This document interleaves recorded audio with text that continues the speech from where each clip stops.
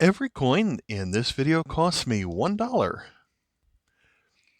In May 2023, I visited the Gallatin, Tennessee coin show, and at that show was a dealer that had a really nice box of 5 for $1 coins, and that video is going to come up here in another 2 or 3 weeks. But the dealer also had a $1 bin. And all the coins that are on the screen right now came out of this bin. There are 15 coins here, so I paid $15 for this lot. Most of them are from the 1800s, and a couple of them aren't, but that is why I thought there'd be some special things in here. As it turns out, 13 of them were new to my collection, which is what I'm wanting when I pay $1 each for a coin. I'm not really looking to flip anything that is more expensive than a quarter in a lot of cases. So we're going to start with this coin right here. We're going to start with the 2 coins that are from the 1900s. This coin is from New Guinea before it was part of Papua New Guinea. So this comes from a time where it was British controlled. This coin is dated 1938, and technically they're called the Territory of New Guinea. So this is a 1 penny coin from 1938. So I guess we're thinking George VI was the ruler at this time. And I have another coin that is similar to this, a little bit from a different age, but if you look at this one, I think that logo in the center reminds me of a Thanksgiving turkey. Maybe you see something else out of here, but with all the drumsticks that are coming out of the side of it. Flip this one back over, and so this is where I guess we have the monogram of George VI, although maybe that's his crown at the top. Looks like a couple of ducks or other fowl to the left and right of that, and then we have the 3 initials at the bottom. So this one is KM7. Books for $6. They're not all as good winners as this one, but I like how we're starting.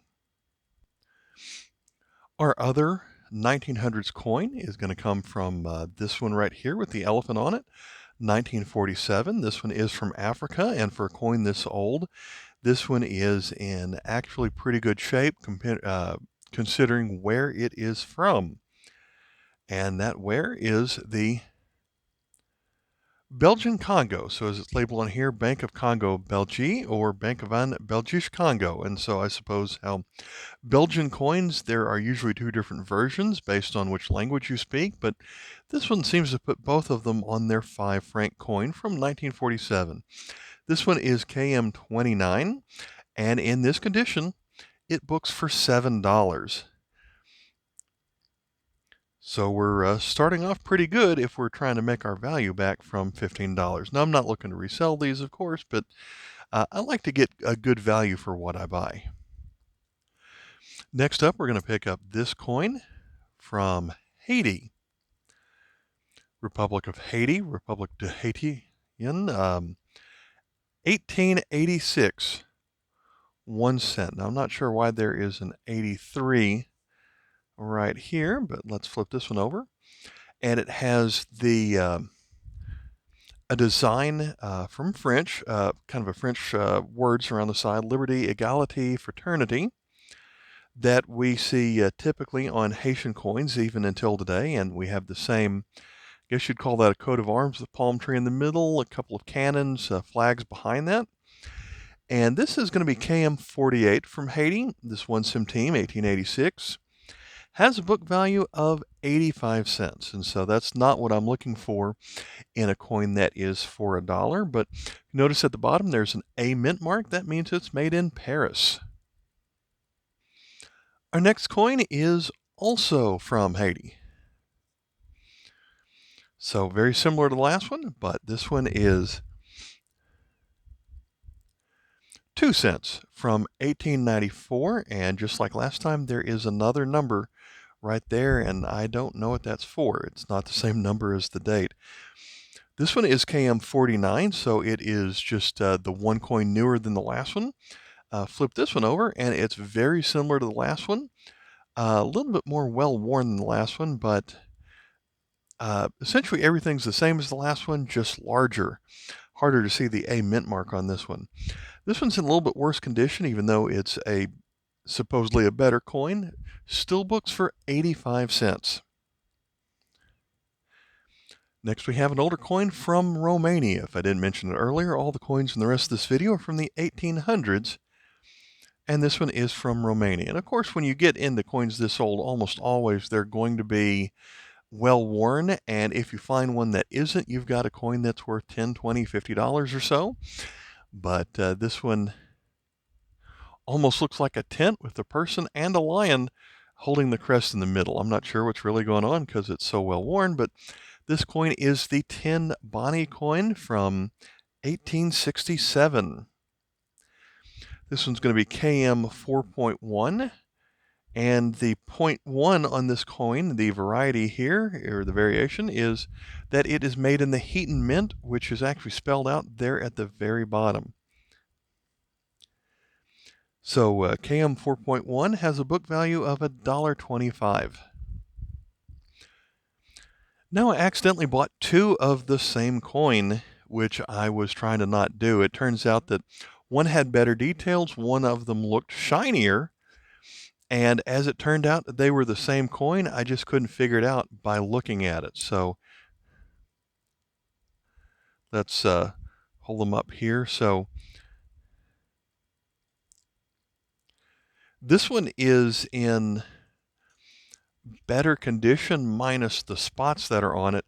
This one is more well worn, and since it has kind of a copper color, it's probably been cleaned, but it's got some unusual toning on it where it's got spots all over it. And so I don't see the name of the country on here. I guess I do. It's going to be right here. These two coins are from Brazil, and they're both dated 1869. Flip this one over.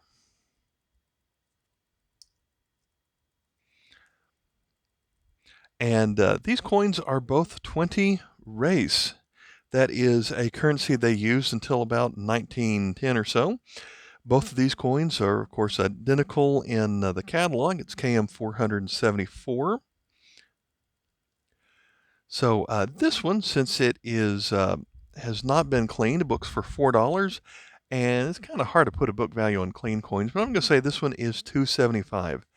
Well, I mentioned I didn't want any duplicates. As it turned out, I already had this coin, which means these are the two coins that are out of this bag that are not new to my collection. Next coin we're going to look at is this one right here. At the top it says 1 cent, then we have a crown. At the bottom it says New Brunswick. So in 1861, when this coin was made, New Brunswick was not part of Canada, and they had their own coins. There were several other places that are also now provinces part of Canada, such as Newfoundland or Prince Edward Island, but for a while New Brunswick was its own country.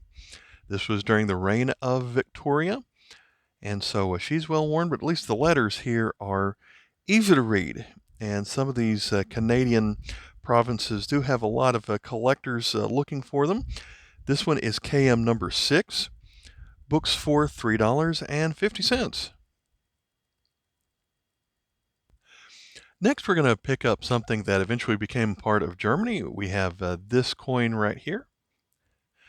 This one is from the coin of Baden, or the country of Baden, one of those areas that is now part of Germany. And if you have an 1800s Kraus price guide, you'll see that the countries that made up Germany make up, it seems like, a third of the entire catalog, because there are just so many of these countries to choose from. But Scheidemünze is the words at the bottom here. We've got, I guess their crest has a shield with a crown on top of it, and that looks like a couple of dragons facing either direction on either side of it. So this is our Baden coin. Flip this one over, and the value is 1 cruiser from 1860.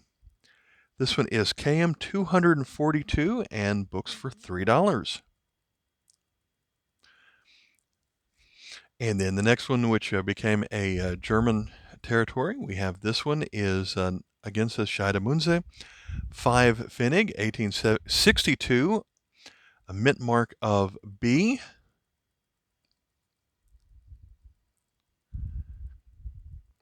And on this side, Königreich Sachsen. That's going to make this Saxony, or specifically at the time, this was part of an area known as Saxony-Albertine. This 5 Pfennig coin from 1862 at the B mint mark is KM 1,218, and in this condition books for $6.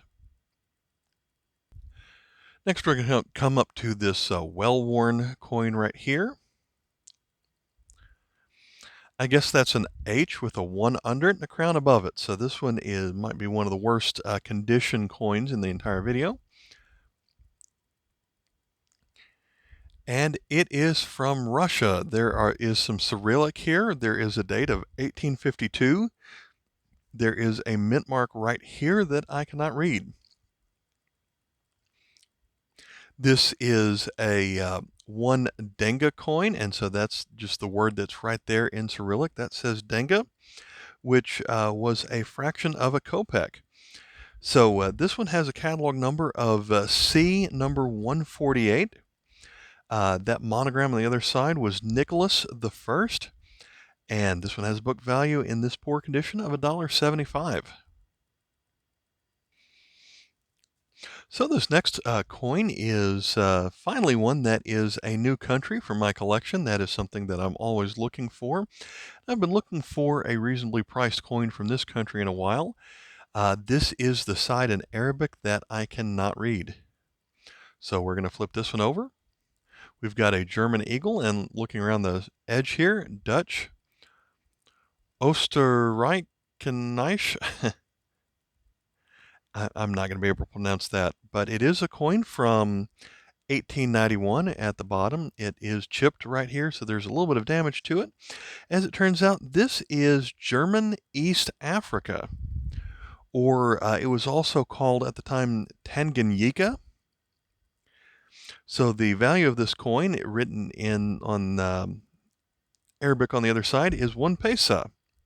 From 1891, this is coin number 1 from this. And I will admit that once you get to some of the other coins, look really nice with a German monarch actually depicting on the coin, but this one in this condition books for $1.50, and I'm glad to have it.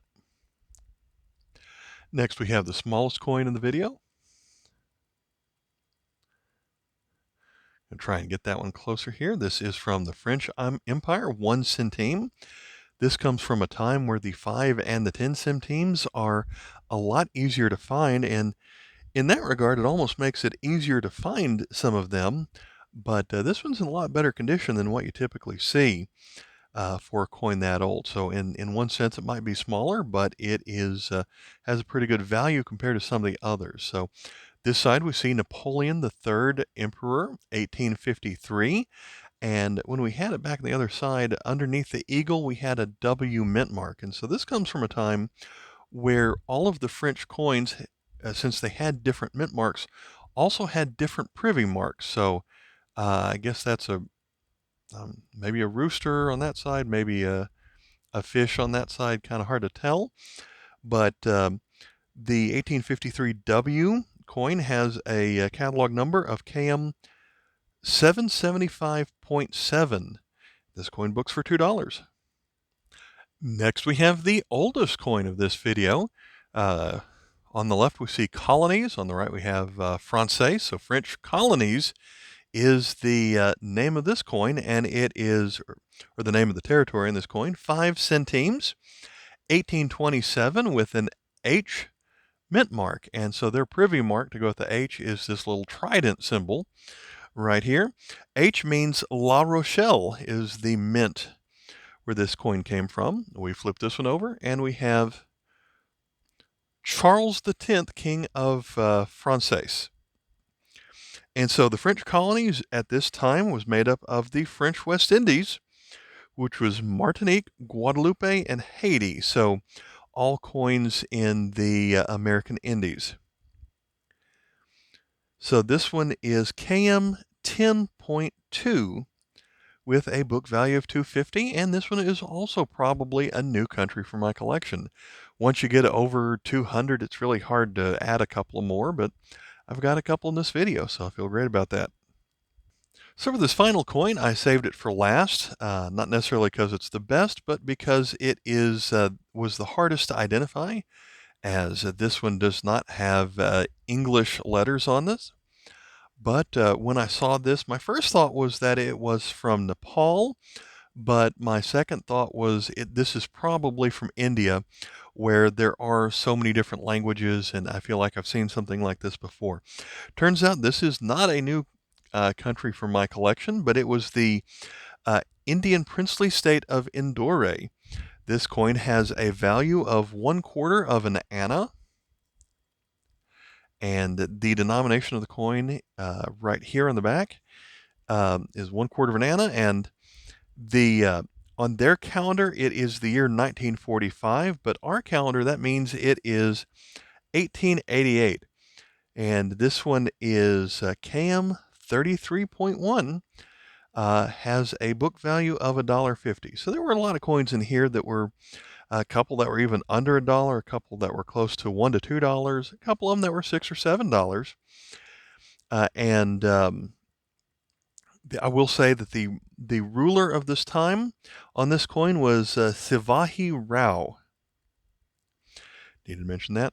So if you were to add up the book value of all these coins, and I paid $15 for the whole lot, it comes to a total of $46.45. So yeah, that's 3x my money on that. So I'm really happy to pick these up, and pretty much all of these are going to be things that you just don't see all that often.